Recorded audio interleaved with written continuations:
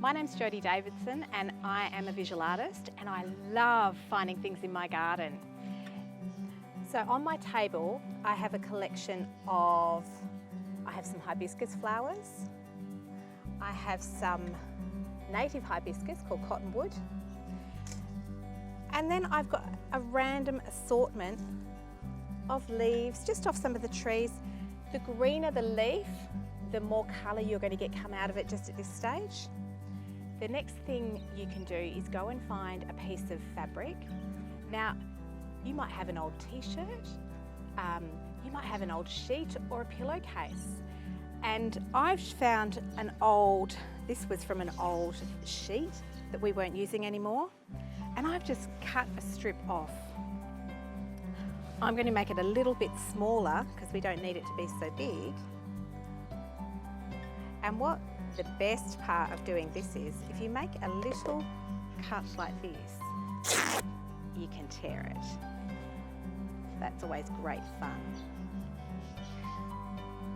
Now this process is really simple. All you're going to do is get your leaves and lay them on your fabric, however you would like.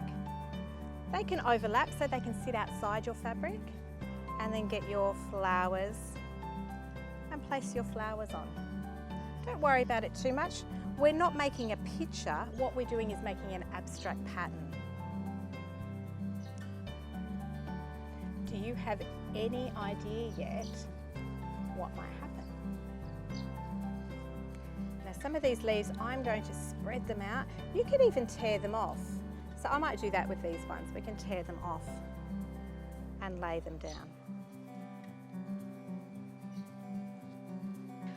All right, so you should be up to this part. Now, this is the best bit. Get another piece of cloth. If you don't have two pieces of cloth or you're using a t-shirt, what you can do is fold your t-shirt in half, or you can fold it up that way, or you could put your plants and petals inside your t-shirt. Just remember that if you're going to have it on the front and back of your t-shirt, you just put them inside and then you can work on the two surfaces together. If you want to just use the front of your t-shirt, you might want to put some newspaper or cardboard in underneath your plant materials. Okay, so we're going to put this over the top. Now I'm using a hammer. If you don't have a hammer, if you're worried about your fingers, you could use a piece of wood, you could use a rock, you could use anything. You could probably even use a cup or a, let me think, what would we have in our backyard? You could maybe use some wickets from the cricket set. I'm sure you could come up with lots of different alternatives. So what we're going to do, it's called flower pounding. It's really noisy and really therapeutic.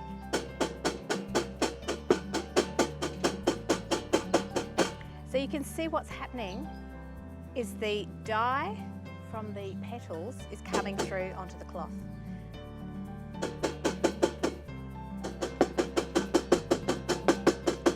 Now, if I could rub that, but it does, what happens when you hammer it, it's burst out. It's like having a blueberry or a grape and hitting that and it goes everywhere. Now you can see I'm starting to come across to the green.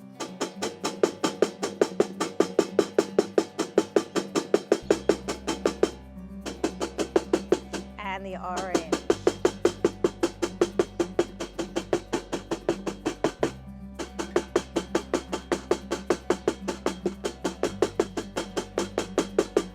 It's quite exciting to see what colours are going to come out from your arrangement. So you can see what I'm doing. What I'd like you to do is go and hammer, bang, pound your flower arrangement, and then come back and we'll have a look what this looks like when I'm finished. Okay, so you should have something that looks a little bit like this. Your colours might be a little bit different. You can decide when you want to stop hammering, or if you really enjoy it, just keep going. And then this is the really interesting bit. Slowly pull your fabric apart and have a look at what's happening underneath. It's a bit gooey.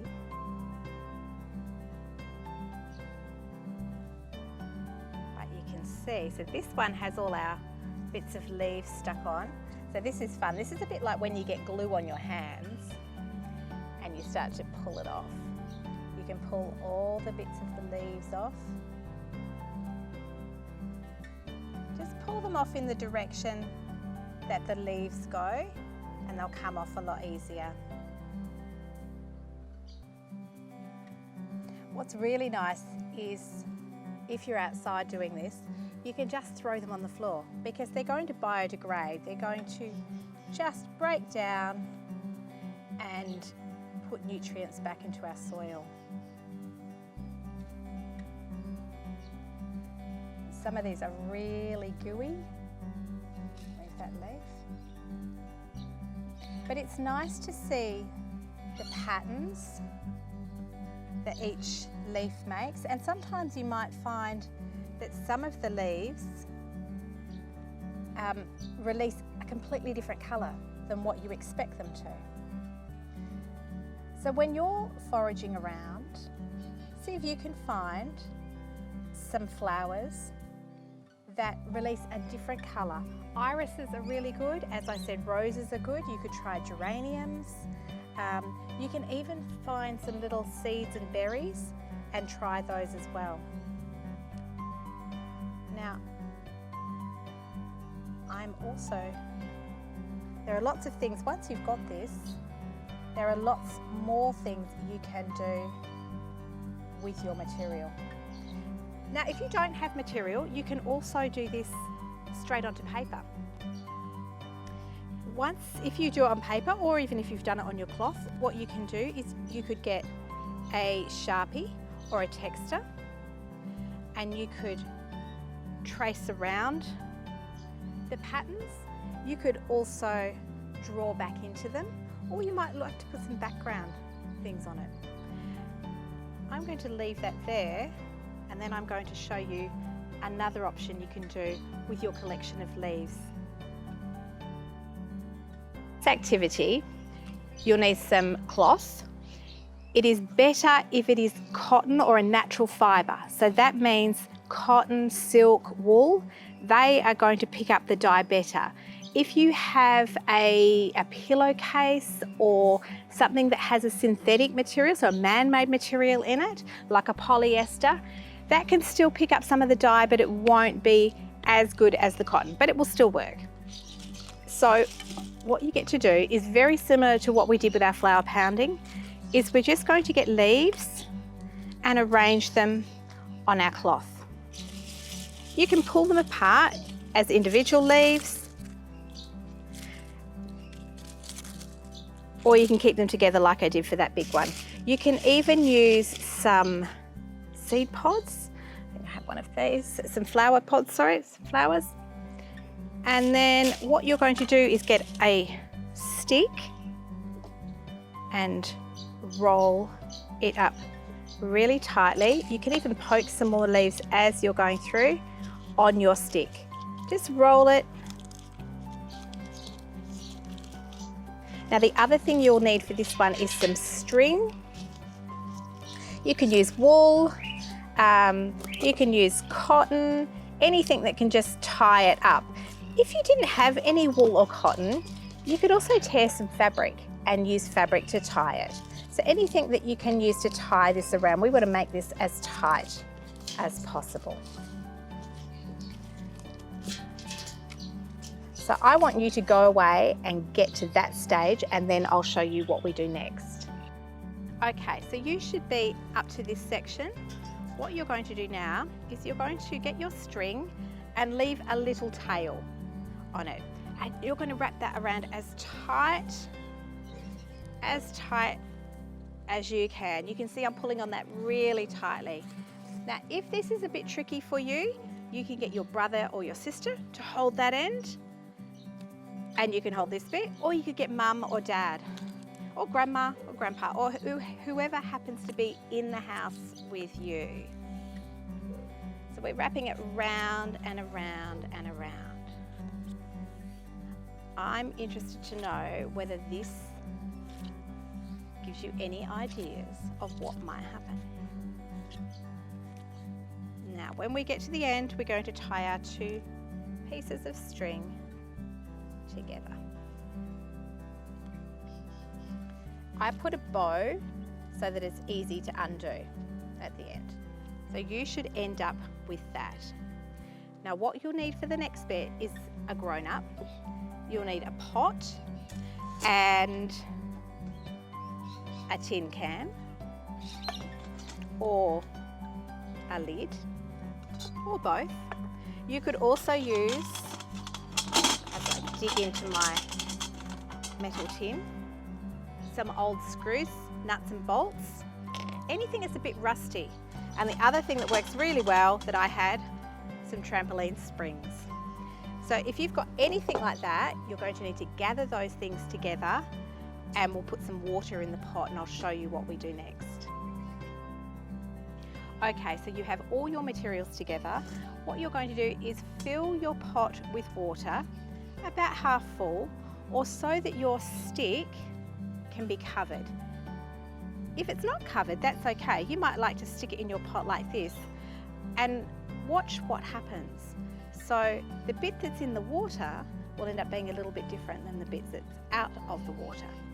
So you're going to put that into your water. I'm going to bury mine down. You're going to put in, whether it's your trampoline springs, I'm going to throw everything in, your nuts and bolts, or your tin can. Everyone should have something like this. Throw those in. Then you're going to get mum or dad or a grown-up to put that on the stove and simmer it for a few hours. It will smell amazing.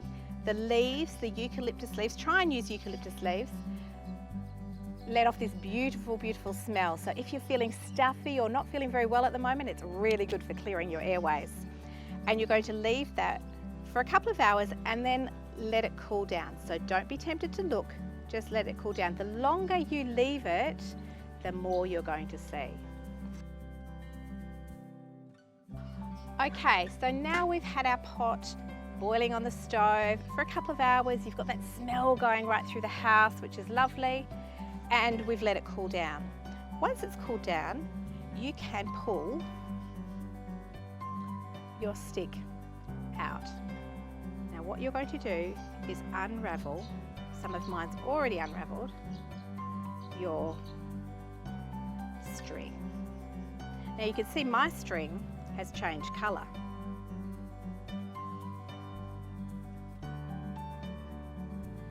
And what's starting to happen here is called a resist.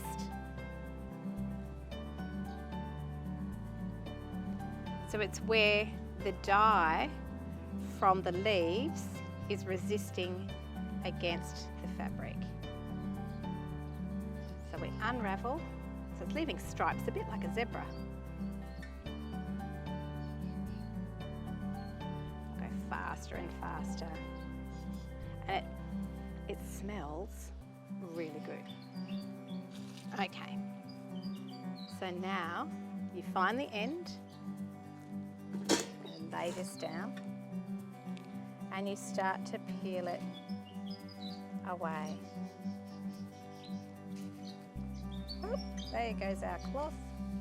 That gives us more space. And you can see what is starting to happen.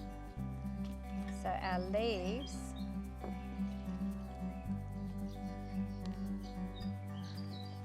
take all those off. And you'll have a piece of cloth with all these markings from your leaves. Now, these are some that I did earlier. This part was left in the pot. This one's been in for quite a long time, so it's had this beautiful colour.